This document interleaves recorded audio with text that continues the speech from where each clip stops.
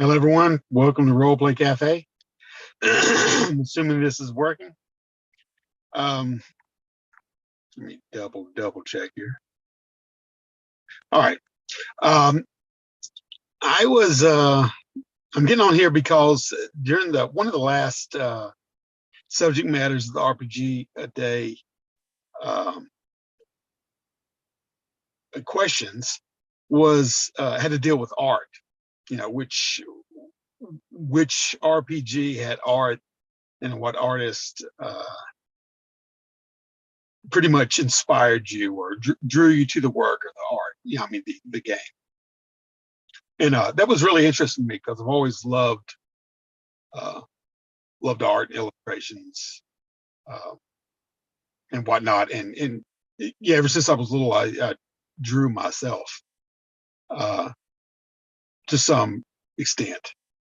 And so when Jason and I were talking about developing Dark Age of Man, um, he obliged my love for art by saying that I could direct uh, the art aspect of the game, whatnot, the layout, and whatnot. So I'm thankful to him for that. Uh, and I say we're blessed to have the caliber of artists that we had working on the project. So I thought I'd get on here and at least give a little rundown of what went into the book and the mindset behind it, what prompted me to select the artist I did. Um, Actually, Jason's uh, wife did the first piece. Uh, that was from because Dark Age of Man is a bit, we're using location setting that he had devised originally, and she had drawn a map for it, and so that's in there. The that's a little touchstone for what part of the origins of the game, where it came from. So I'm glad that's in there.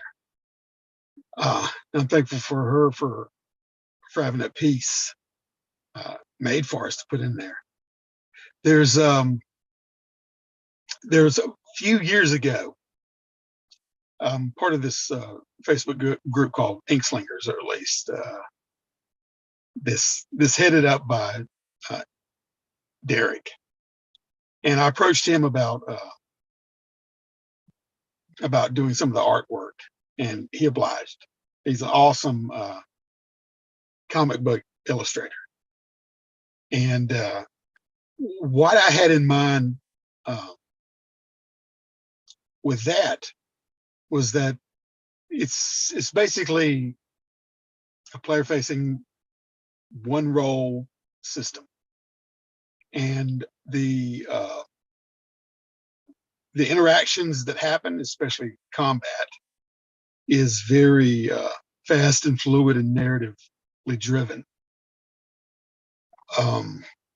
And to me, I wanted to illustrate that, not figuratively speaking, as it turns out literally, with comic book panels. Now, this had been done, and I don't think subconsciously maybe it was in my mind, but in the Dragon Warriors book before. But in my mind, I wanted to illustrate how fluid the combat was with uh, with that flow being seen in sequential art, which is comic panels. And so Derek obliged with that, and even wrote the text um, interplay in the art bubbles from panel to panel, and it's awesome. It's awesome. I couldn't ask for better. He took in what Jason's description in book about the narrative flow in the game example of how that happens, and use that as a basis to uh, draw all the comic panels. It's awesome. It's awesome. Can't wait for you to see it. Um, Now, on the same Ink Slingers group a few years ago, um, during October, there's a creature contest going on, like a creature a day for the whole month, right? And you could draw and put up. And Robert, immediately when I saw his work several years ago, in my mind, I said, if I ever do, this is before Dark Age of Man was, even conceived, ever do a role playing game or whatever, he would be awesome to have the bestiary. And because his creations were structurally, anatomically correct.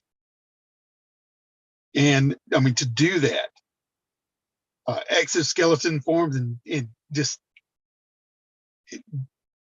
the way the creatures were devised and put together, and his creature concoctions were awesome.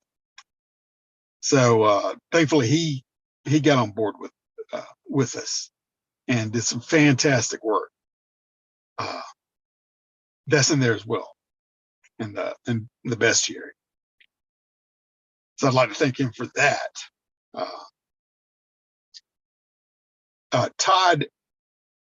Todd, which we play, he runs Jaw for us. Okay, Todd is an artist and one whose work I enjoy. Specifically, he works in very strong black and white medium. It's almost like a lot of it is if he would take a black surface and white out the areas that would bring forth the art, or what the darkness reveals. So when I approached Todd, I wanted to have that aspect of Dark Age of Man during the Dark Ages, that whatever haunted us supernaturally, whatever fears, latent fears that people have and whatnot, because it's I needed him to bring that out, because he's definitely, when he draws, there's some kind of horrific plasticine and the heavy contrast, like I spoke of, like bringing the darkness to bear and bringing what is in the darkness out. So psychologically, in the mind, as far as what triggers, universally triggers certain people for what horror is, he does that extremely well. So I wanted to task him in the bestiary with succubuses and whites and what have you, right? Because a lot of that is what is in your mind and what people may see, like opening the corridors of the mind of an individual, and then you see that stark, black and white, that contrast of what is in someone's mind and what they fear. It's like it's just out of tangibility of what those fears are. So that's what Todd brought to the project, as well as I love his mapping too, and he's been a long time role player, so we've gotten him to do the map, and as well as the character sheet is forthcoming. There's been a couple of, the plans and whatnot that I'd laid out were, I did myself some sketches of the mundane, the people in the world are basically like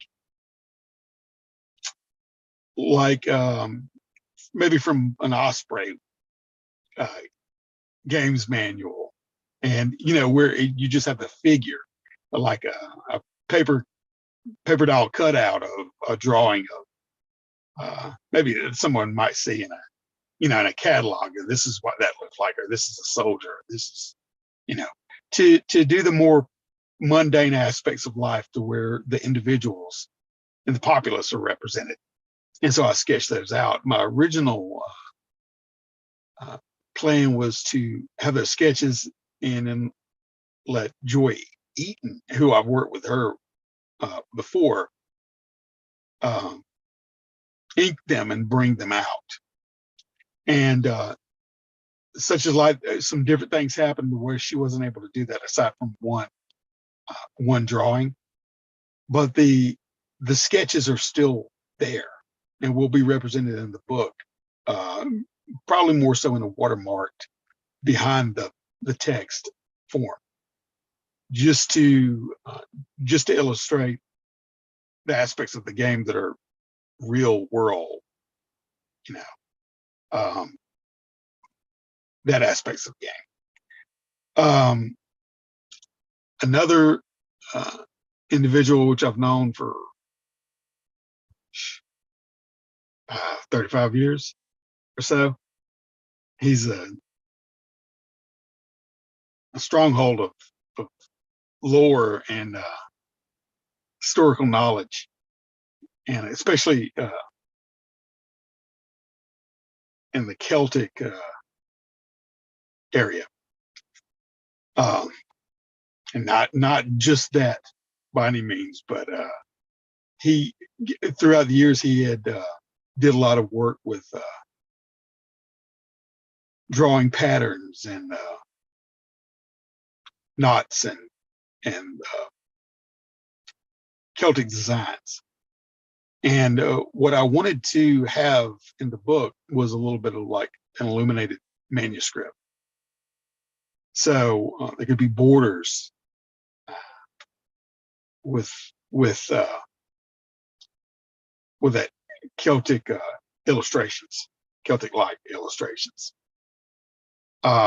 He managed to get out one set of borders for me, but medical issues derailed the full completion of that. But I'm proud to say that he was able to complete that before things went south for him, as far as like dealing with that aspect, keeping up with his art. So with some pride, I'll be able to put that in the book, add that to it. I'm glad we have that. So there's a lot that came out of this whole project as far as the artwork being added in, and yeah, proud of everything. Can't wait for y'all to see it when it's all completed and put together. And it's being cleaned up by Derek right now as far as the digital art to be placed in the book, and preliminary layouts have been set up as far as where the placement is. But it's going to be we're hoping to get the book out. Well, I know for sure by the end of the year. So we'll have to push and schedule that to come out then. But it's the artwork is 99% complete, and there's one aspect of the Todd still has to complete the character sheet, but otherwise, yeah, and Jason's got the great idea of put the character sheet on the back of the book. So all you have to do is lay the book down in the printer, print off as many copies as you want. Now, which I think that was an early D&D book, it said, but as far as I recollect. But it's going to be a very yeah, Derek also did the cover of it, and you can see the cover up on a lot of the videos we put up. I think Jason uses that cover as probably well as myself. But anyway, yeah, just wanted to stop and talk about that. The RPG Day, the subject of the art and artist, got me thinking about that. The reasons behind, like I said, that these artists were selected for Dark Age of Man, and why we put things together like we did. But anyway, I'll let you go right now. Excited to share the book with y'all when it comes out, and hopefully y'all like it. I should say that we did opt for a landscape setting to make it more of an art focused book. Yeah, coffee table book. When you flip it over, the art's going to be big and bold and right there for you to enjoy. So anyway, you guys have a great day, and